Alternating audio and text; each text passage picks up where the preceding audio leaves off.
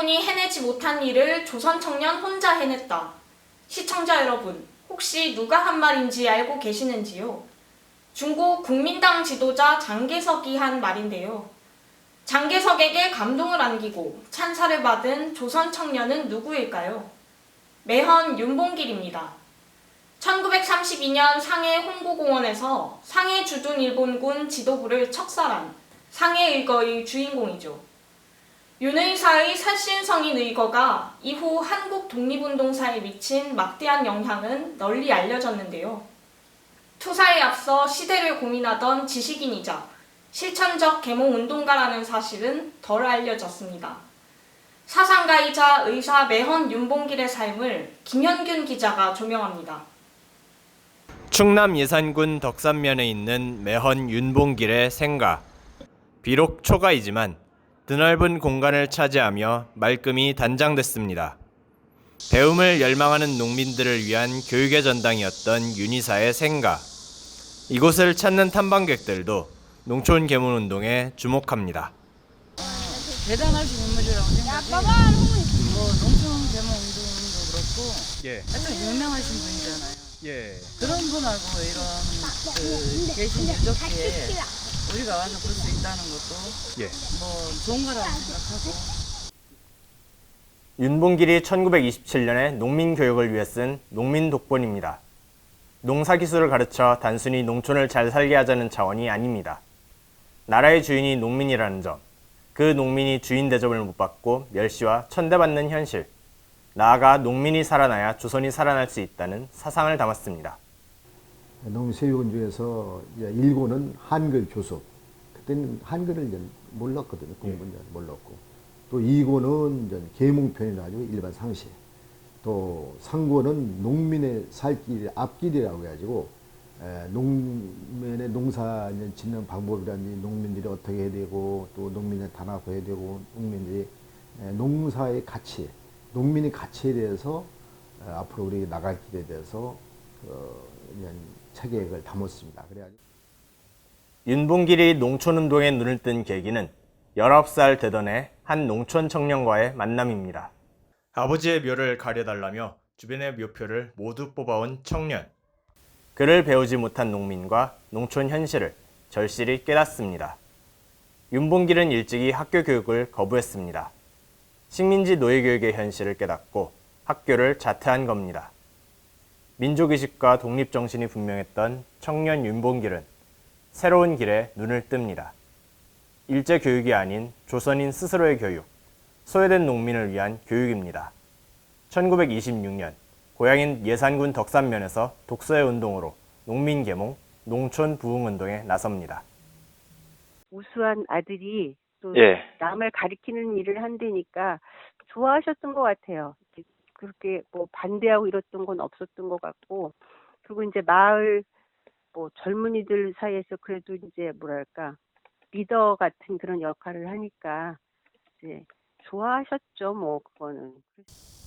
하지만 윤봉길은 일제의 감시 때문에 농촌운동을 제대로 실천할 수 없음을 깨닫습니다. 그리고 중대 결단을 내립니다. 본격 독립운동. 불과 23살이던 1930년 사랑하는 아내와 자식을 이곳 고향에 남겨두고 임시정부가 있는 중국으로 떠납니다. 이때 그 유명한 말을 남기는데요. 사내대장부는 집을 나가 뜻을 이루기 전에는 살아 돌아오지 않는다. 이미 조국 독립을 위해 목숨을 바칠 것임을 굳게 다짐한 겁니다. 어린 아들을 안고는 아빠가 너한테 정말 네가 한껏 배울 수 있는 좋은 교육을 받을 수 있는 그런 세상, 그렇게 해주겠다고 하셨대요. 그러니까 그 윤봉길 의사가 얼마나 그 배움에 대해서 목말라 했는지를, 그리고 자기가 다 못한 그 배움의 길을 아들에게 열어줄 수 있는 그런 세상을. 만주로 가던 도중 일경에 붙잡혀 45일 옥살이를 한 뒤 다시 만주로 가는데 성공합니다. 대련에서 청도를 거쳐 임시정부가 있는 남쪽 상해까지 현장에서 일을 해 번 돈을 노자 삼아 이듬해 1931년 8월 도착합니다. 프랑스 조계에 머물며 공장에서 일해 돈을 버는 한편 영어학교에서 영어를 배웁니다. 백범 김구 선생과 연이 닿아 김구가 만든 한인애국단에 1931년 겨울 가입합니다. 이듬해 1932년 1월 한인애국단 소속 이봉창 의사가 도쿄에서 거사를 벌입니다. 일제 심장부에서 일제 우두머리 천황 저격에 실패한 3달 뒤 이번에는 윤희사에게 천금 같은 기회가 옵니다. 그러다가 이제